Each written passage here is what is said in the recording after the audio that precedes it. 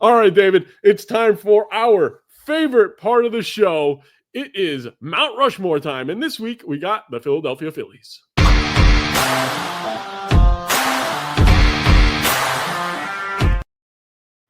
Was the guy on the left supposed to be Bryce Harper with that big old beard and the big mustache? Was that supposed to be Bryce? I was trying to figure out who that is, but the number two guy on there looks like our number one on the list. Looks exactly like him.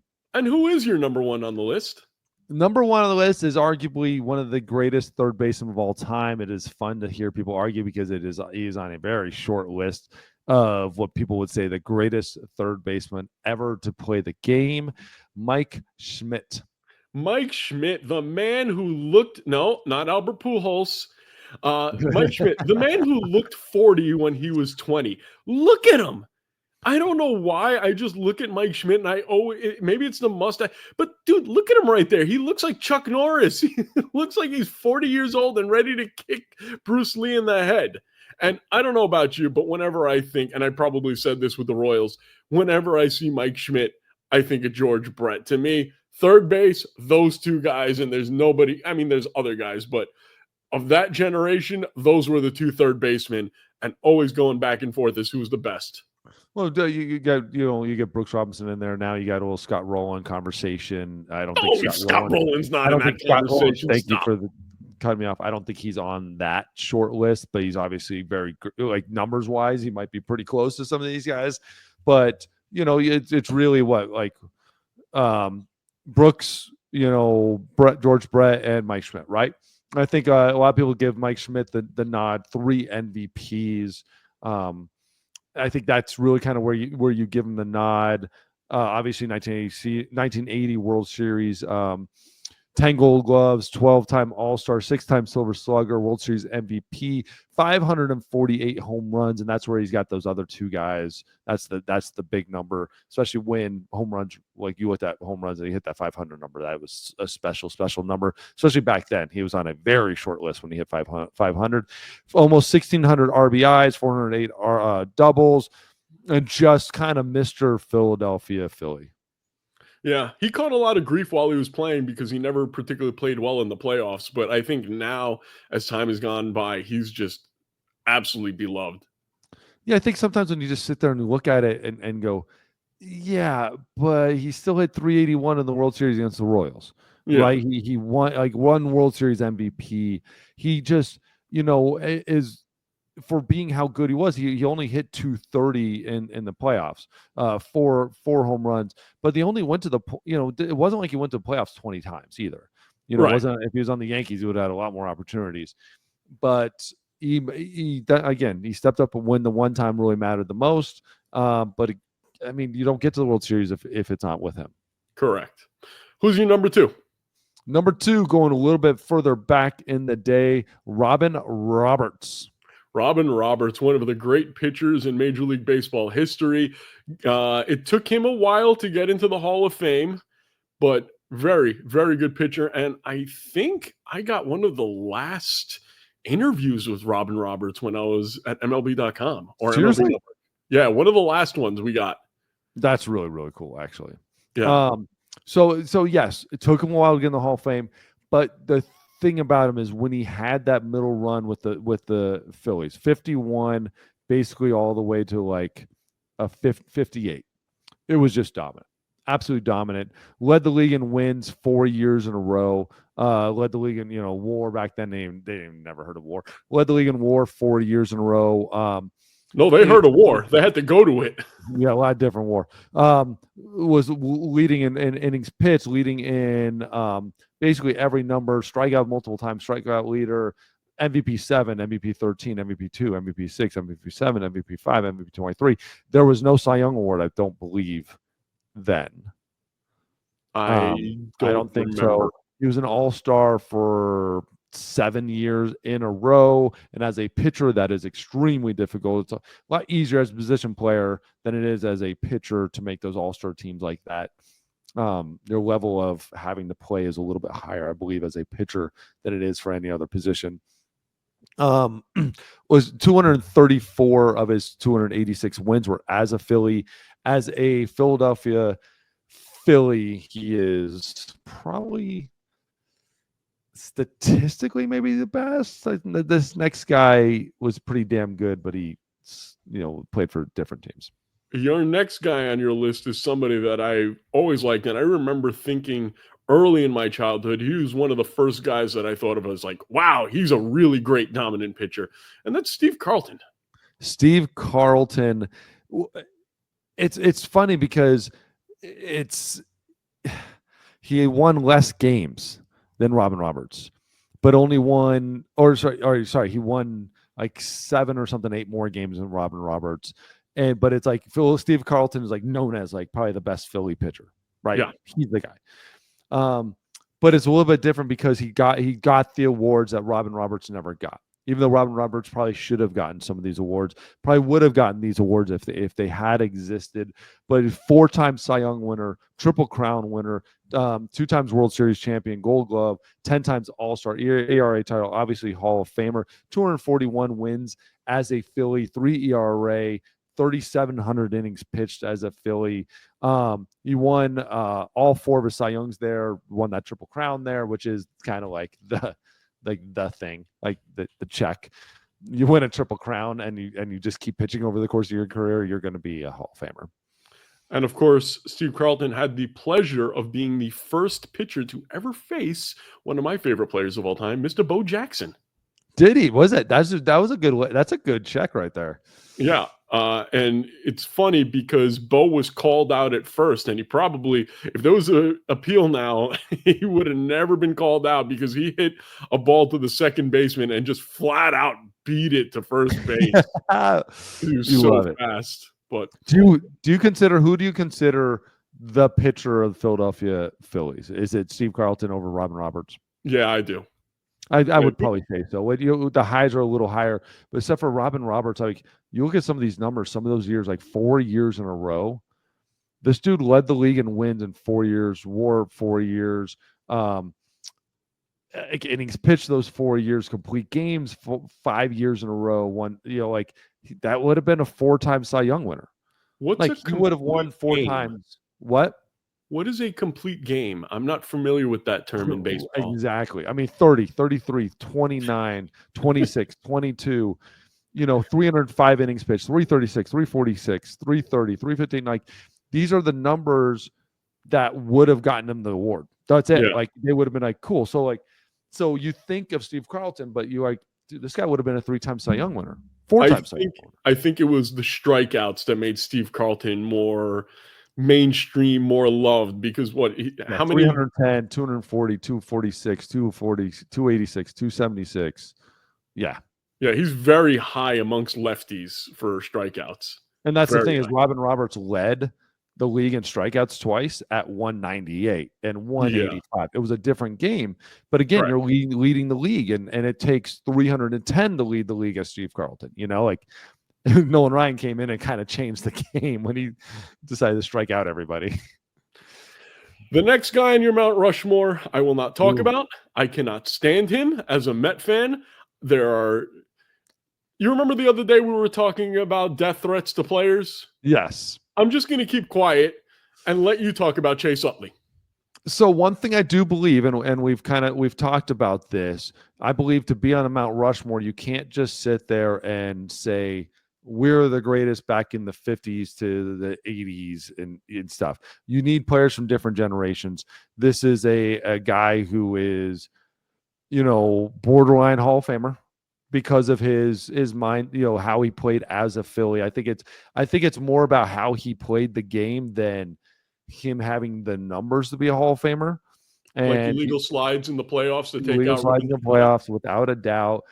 Again, these are the type of things, though, in the 80s you would have never even batted an eye at. You would have just not liked him.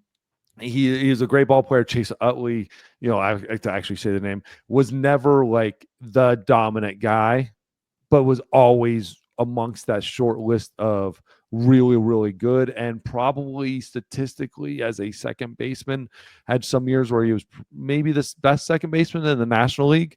Because a lot of those years with Cano in the American League, he was just insane.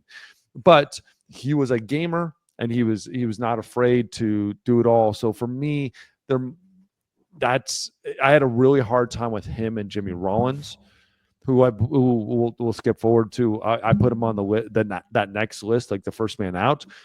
I think Jimmy Rollins had a little bit more of the numbers, right? A little bit more Gold Glove, Silver Slugger, MVP, stuff like that. But I think Chase Utley probably meant a little bit more to the team as far as like that energy. Philly, I think if you bring the two to Philadelphia, I would believe Chase Utley would probably get more of that nod. Chase, I'm looking at you right now. I'm challenging you to face me in softball. And if you do, I'm going to bean you.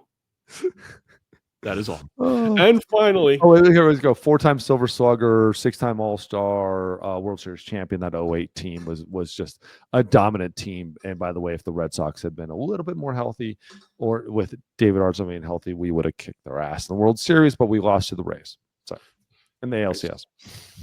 We would have kicked their ass because we went to Philly and swept them in Philly during the regular season. We would have whooped their ass. And I would have had a friend with a World Series ring. The only team we couldn't beat consistently was the Rays, and they decided to bring up David goddamn Price for the playoffs. God, and I was hurt, and like I dominated the Rays, and I was hurt, and I couldn't. I was a kind of setup man at that point, and our setup guys struggled. Anyways, I'm not frustrated at all about it. I just want nope. You're not bitter.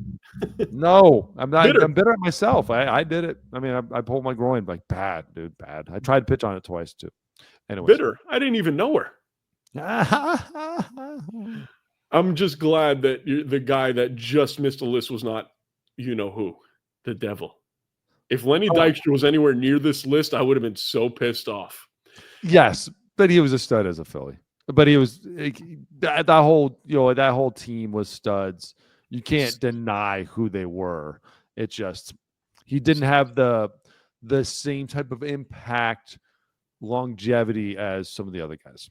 Stud as a Philly. Stud as a Philly. Piece of shit as a human. And finally, who's the guy that's on the team right now who can make it? And well, we missed one more guy. Okay. Incredible 1911 to 1917 Grover Alexander.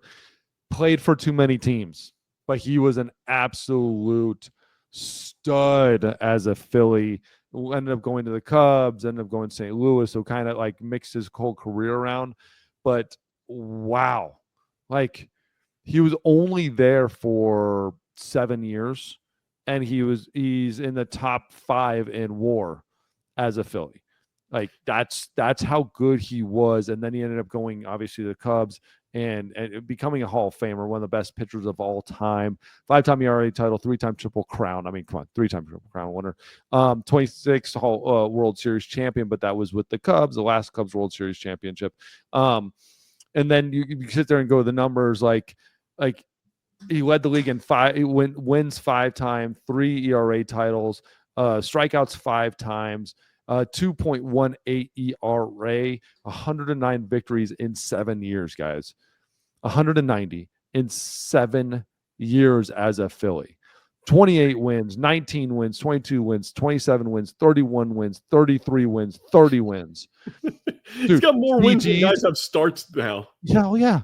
44 starts, 45 starts, 34 CGs, 38 CGs, 36 CGs, 32 CGs, 23, 25. His rookie year, he was 28 and 13, 31 complete shutouts.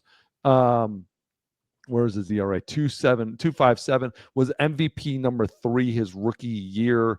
That's the thing is like he then went to the Cubs. If he spent like 2 more years as a Philly, he's like it's insane. What had happened? What's crazy is then he had 2 wins the next year as a Cub, and then he ended up started going again and being just all the world. Grover Alexander, just before just not enough years as a Philly, should be on the list. I have to name him. He was so good as those years, but him and Jimmy Rollins, I have him on like first man out. You just wanted to say Grover. Have you ever met in your life? Have you ever met anybody with the name Grover? Not outside of Sesame Street. All I can think of is Grover Alexander, Grover Cleveland, and Grover from Sesame Street. That's it. Like, I can't think of any other ones. If you're a Grover, please like, subscribe, and comment. We want to know you. I want to make a friend named Grover. And Oh. finally, the guy that's on the team that will probably make it and will definitely surpass Chase Utley, and that is Bryce Harper. Bryce Harper on this list. He has to be on this list, right? Yeah. He's right there. It's just when like he's getting to those ages, right? He's 32 this year. He's gonna be 33. Like, how are the numbers going to fare in the next couple of years? Is he gonna keep this up? If he stays at that, like last year, he had almost 5 WAR. If he just kind of, that's an easy number to throw out there. But if he just kind of continues those numbers, I mean, he had 30 home runs. He was MVP number 6, Silver Slugger. He's been Silver Slugger 3 times, MVP, All-Star 2 times, which is crazy. He's only been an All-Star once. He won the MVP in 21. Silver Slugger, and wasn't an all-star, which is great. Like, how that speaks to how well his second half was. He is an all-world stud. We just need to see where this goes, but there's a really good chance if he has like 4 or 5 more really good years that he supplants Utley. I think he needs that couple more of those little moments that he just tends to be at the plate when it matters, right? And the world kind of stops when he's at the plate, like in big moments. I just like that the world has finally switched their opinion on Bryce Harper, because there was a time where everybody hated Bryce Harper, and Yes. I loved him. I always liked him, and which is amazing. He was a little bit of a douche. He was cocky. He was cocky. Now he's become confident. There's a difference where it's less about me, more about the team, more about look at everything around me versus before it was look at me. And that's where a lot of, like, there was some growing pains and some teammates had to let him know that, but then he stepped up. He's a leader now. It's awesome. Yeah, what I just like about Bryce, and what I liked from the very beginning, was the make baseball fun again hats. He always wanted to promote the game, and he always loved baseball. And that's what those are the type of players that I gravitate towards, people that are trying to grow the game. And you know what? You want to be cocky a little bit. Dude, if I was on the cover of Sports Illustrated when I was 16 years old, I'd be cocky too. I'm not going to lie. It's almost impossible not to be when they talking about you at that point the way that they were talking about him. Yeah. It's hard, and I get it. And you're going to have that. And honestly, maybe just some of that, hey, this is Bryce Harper, rubbed guys the wrong way, where it was maybe even less of him. And he's coming in as a young, confident kid. But you have all that stuff behind you. Sometimes it's just the game. Baseball itself wants players to come in humble and to leave humble. And when you don't, the game and players and everybody kind of tends to try to make you humble. I'll never forget, and we've talked about this before. Oh my God, I'm just dying with the Guardians. Who's the just stud? Jose Ramirez. Jose Ramirez came in, and I'm like, this kid, who is this? Who do you think you are? And then I watched him play baseball, and I'm like, yeah, that's it. Like, I will give you all the credit in the world when you're walking off the field bleeding, jersey torn, and only because you wanted to make a base hit a double, and you're willing to do that for the team, not for yourself, but realizing like he's playing a different game than I was playing, and it took me a little bit to realize that. And when you're walking around, you're seeing him in the locker room, you're like, all right, if you can just pump the brakes a little bit in the locker room and just be one of the guys on the field, be that dude. And I think maybe sometimes with Bryce Harper, he might have came in the locker room and being the same guy on the field.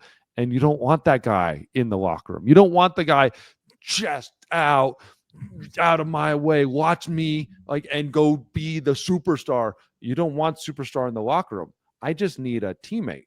I need a buddy who wants to sit down, have a beer, and play some cards, and talk about, dude, how you doing, man? How was high school last year? Right. You know, just joke. I want somebody who can laugh and joke and have fun in that locker room. And then the moment those lights turn on, become a beast. Jim Thome, lights turned on, don't talk to this man. Lights turned off, he's my dad. Like, I'm like, dude, like, what's up, Jim? Like, hey, Mr. Jim, you know, like stuff like that. Like, and that's but that's the beautiful part. Like Griffey was the same guy, like on the field, he had that cool, cocky attitude. In the locker room, it became a little bit more confident attitude. And I could imagine though him as a kid, it was a cocky attitude. I could only imagine. But then you're like, okay, like what? Like, but again, he's got enough of the smile, you can get away with it. But I can see Bryce coming in like Mr. All World. I don't want that in the locker room. I just want a dude. I want a buddy. You talk about Griffey being cocky. This son of a bitch jumped in front of his father and took away a fly ball. Funniest thing in the world. I love it. That's so funny. I want that on the field with the smile, though. You're not just doing it because like I'm better than you. You're doing it because I'm better than you, Dad. Like I got this. That's funny. Like I want that, and then I want in the locker room. I want to like hang out and like, hey, let's go grab some. Let's go do something. Like, or just chill for a minute and talk. And that's the thing about Barry Bonds. I saw that in Barry Bonds. Yeah. He was willing to let go, take the barriers down because as a rookie relief pitcher, he wasn't scared of me. I wasn't going to threaten him.